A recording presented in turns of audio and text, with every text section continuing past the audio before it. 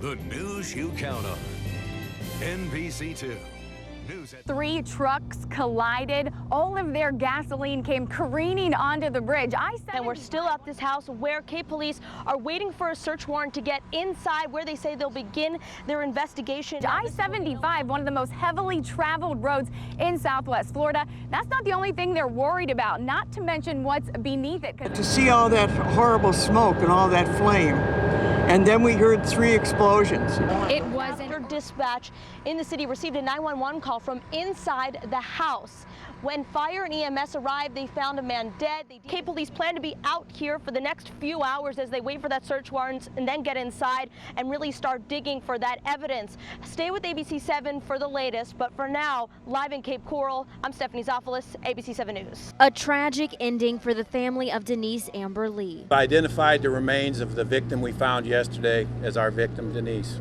Surrounded by dozens of family members, Denise is pulling off I-75 to fill up or grab a drink, or why not shop for a new wardrobe, car, or really anything. NBC2 spends the day clocking and clocking some more. We find dozens of drugs. I'm just trying to find out why you're in this spot without a handicap permit.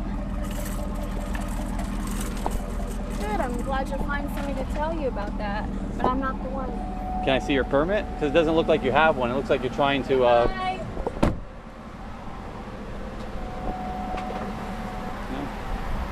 No permit?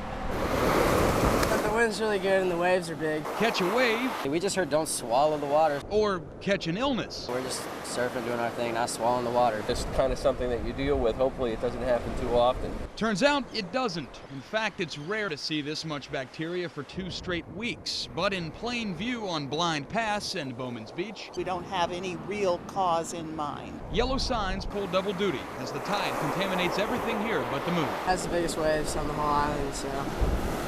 No matter how dirty? No. Health Department tonight warning you not to set foot in these waters for at least a week. We'll have to wait it out again.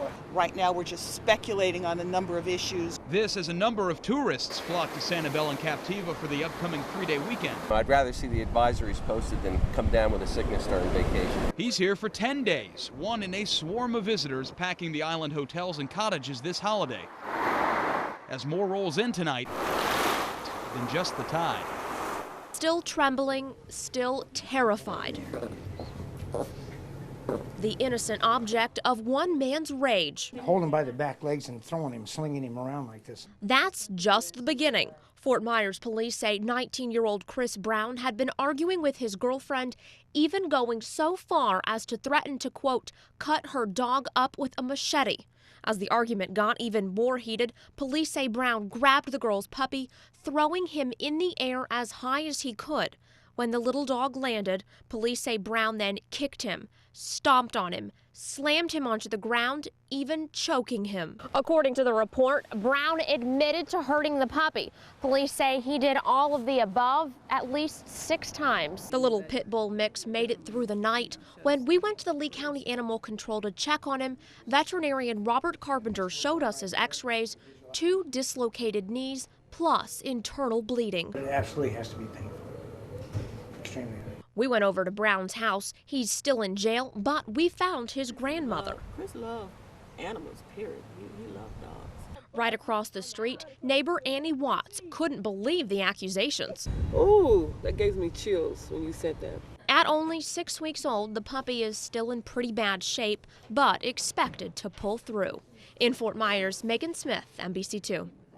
An old mattress, a trashed TV, even rickety broken chairs. This isn't just a little litter. It's blocks and blocks of illegally dumped trash. Honestly, I think they're pigs. Anyone that does this is a pig. Not only does it look like a pigsty, the fluttering papers are a fire hazard. The animals it attracts, a safety problem. Neighbor Jason Barrett is fed up with the eyesore. It looks like a tornado came through here. Normally you'll see bags, like black garbage bags or green garbage bags.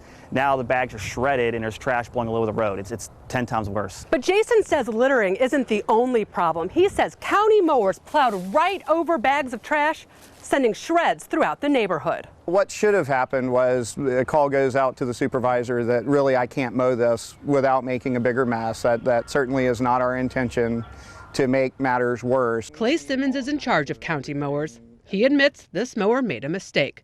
He assures neighbors the Department of Transportation takes the issue seriously and will clean it up. You can see it over here blowing out to the woods towards those vacant homes over there. Simmons says with all of the rural land and illegal dumping in Lee County, the department needs good neighbors like Barrett to let them know when there's a problem. There's no reason to dump it out here like this. In Lehigh Acres, Catherine Bergerson, ABC 7 News. You need to pay attention to your driving, not to your cell phone, not to your radio.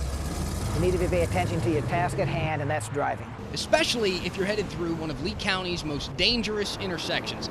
Here's the worst of them from Lee County DOT. Number 1 is a no-brainer, Daniels and US 41 in Fort Myers. It's one of the busiest intersections and crash numbers follow. The DOT says more than 100 crashes here in 2007. One would expect where you have the most cars is that you would have the most crashes.